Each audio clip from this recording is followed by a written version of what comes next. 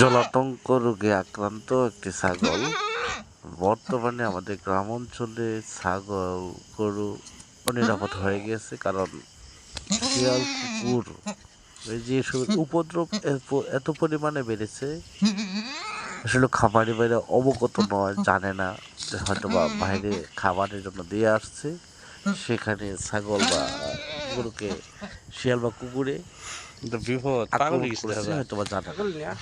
পরে কিছুদিন পর হয়তো বা এরকম পাগল ক্ষিপ্ত হয়ে যাচ্ছে, কাছে গেলে কেউ কাউকে কামড় দিতে যাচ্ছে, ধারে কাছে কাউকে আসতে দিচ্ছে না, লালা পড়তেছে। আসলে এগুলি হলো জলাতঙ্ক রোগের একটি লক্ষণ।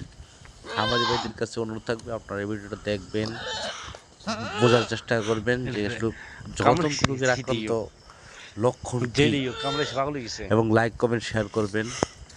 এবং সে এইরকম কোনো দেখলে অবশ্যই উপজেলা হাসপাতালে স্যারদের সাথে যোগাযোগ করবেন, অথবা আমাদের গ্রাম্য চিকিৎসক যারা আমরা আছি, প্রাথমিক চিকিৎসক হিসেবে, টেকনিশিয়ান হিসেবে আমাদের কাছে জানালে আমরা অবশ্যই স্যারদেরকে অবগত করব, যাতে করে আসলে আমাদের প্রাণী সম্পদ, বাংলাদেশের সম্পদগুলো রক্ষা পায়।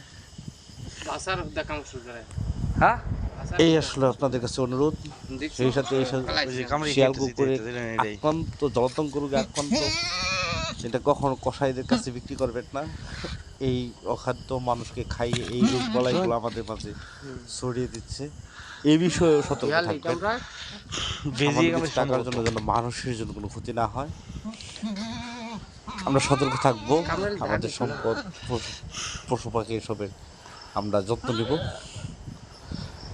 এবং এই ভিডিওটা শেয়ার করে সবাইকে দেখার সুযোগ করে দেবো, যাতে ভাই মানুষজন, খামারি ভাইরা, প্রান্তিক চাষি ভাইরা উপকৃত হয়। এই অনুরোধ থাকবে আপনাদের কাছে।